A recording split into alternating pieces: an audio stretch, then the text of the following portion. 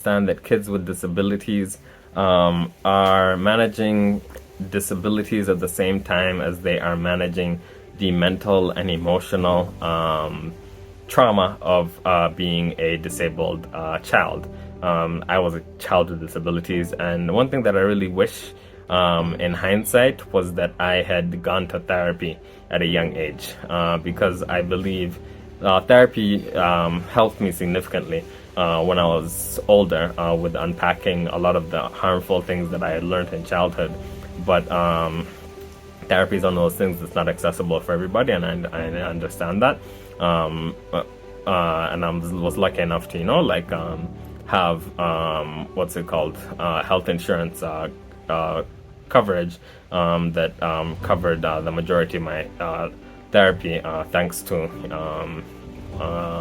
my school and my late father's employer, because I'm disabled, and as a disabled dependent, I have access to his health insurance. And I realize that that's a privilege and that's a blessing that not everybody has access to. Acceptance is, it's not like it's a destination that you arrive at and you're finally, happy with, like, I don't think that I will ever fully accept my disabilities, because, for example, during the first 6 months after my second and third strokes, when I was managing my chronic pain condition, I would have dreams that would manifest my pain. And so I would dream that I was like being mauled alive by wolves, or a dream that I was being like crushed in a vice, or a dream that I was being burned alive, which were all like how my pain feels, but it was my dream, like brain, subconscious manifesting my pain in my dreams. And so it was like a very, very difficult 6 months because I had no escape really from the pain.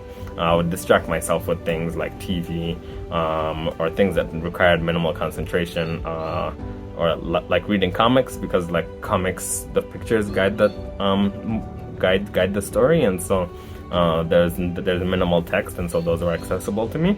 And so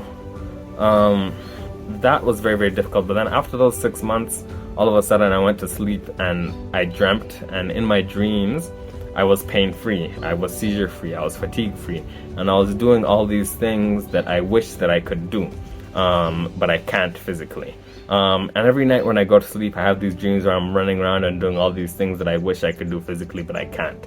And that's why I say that I don't think I'll ever be able to fully accept my disabilities, because as much as I've come to learn how to live with them, I still every day wish that I didn't have to deal with them. My parents, and my eldest sister Tina, and my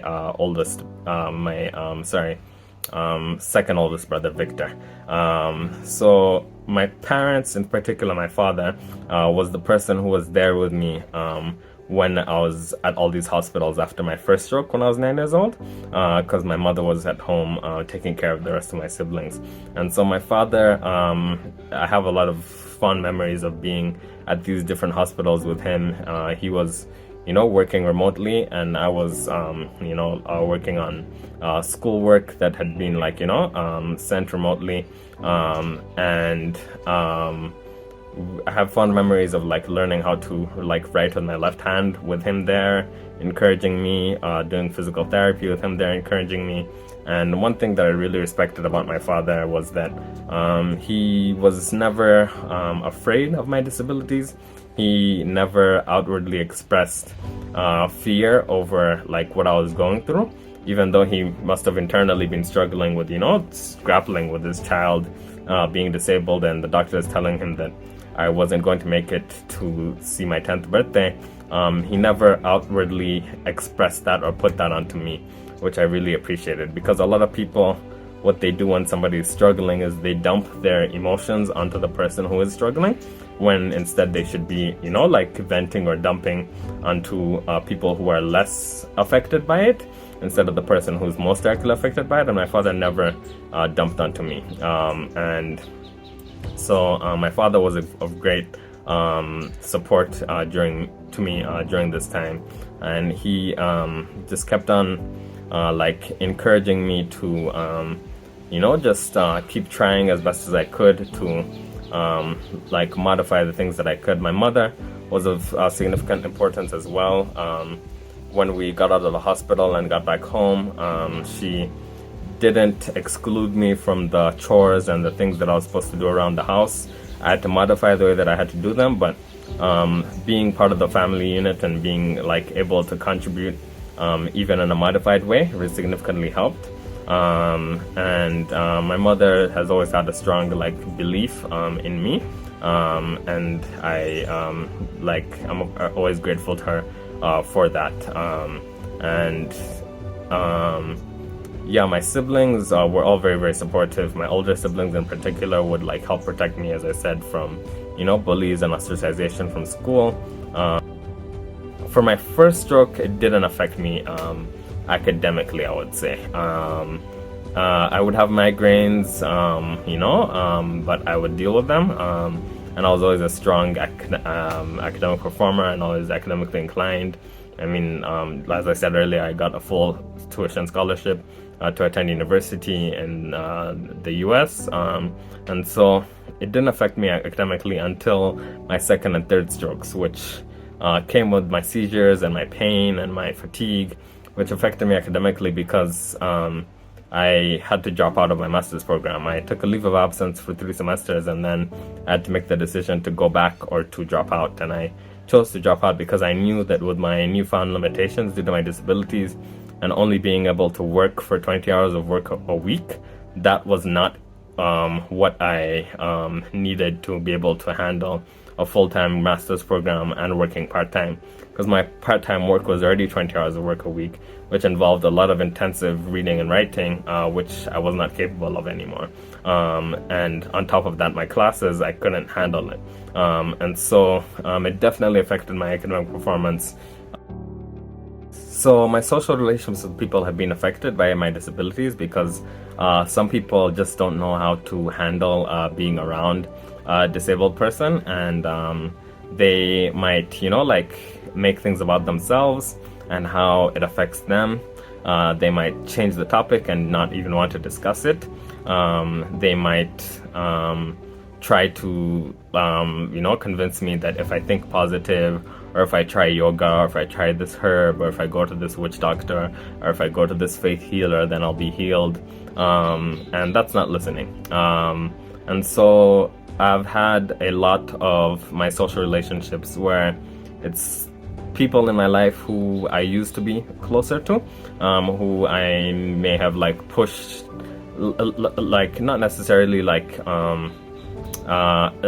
I'm not as close as I once was, just because of the ways that they react to my disabilities. And if somebody cannot handle the fullness of my being, and being disabled is such a central part of my life, because it affects me every second of every day, and if somebody cannot handle that, then they are not necessarily somebody who I would invest into building the relationship with. Even if we used to be close, I may not invest as much as I used to, because there are a lot of fair weather people in my life, a lot of people who, when I'm bedridden for years, never came to check up on me, never came to see how I was doing.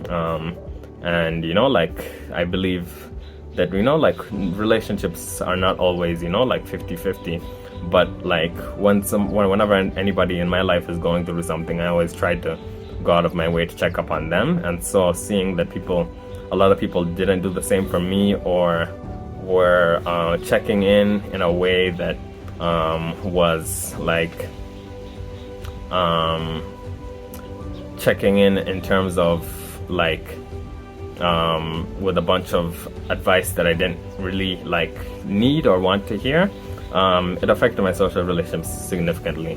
And so, if possible, to find support groups in your area, if it's possible, if they already exist, or if you can form them, so that you can talk to other parents with children with disabilities, because like I cannot relate to being a parent with a child with a disability, because I'm not a parent, and I was the child in this scenario. But my parents, one thing that they always did was they never vented to me about my disabilities affecting them, which is something that I would advise parents not to do ever. But I would advise parents to have somebody that they can vent to.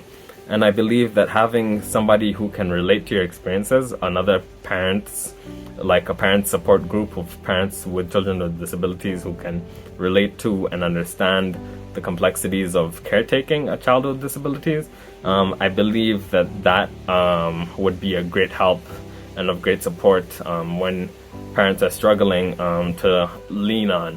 And to also have people, in your life who can come and, help out, physically, with the caretaking, when you are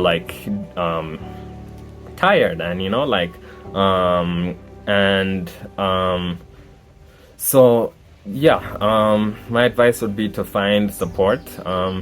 It ideally would be other parents with disabilities, other parents who have children with disabilities, or disabled adults in your life, who you could talk to about how they grew up, or people who are like me, who are adults now but used to be disabled children, and people that you can talk to and can help provide encouragement, support, advice, that is coming from a perspective of understanding and is coming from a perspective of relating to the experiences that you're going through, and is coming from a perspective of care and compassion and empathy.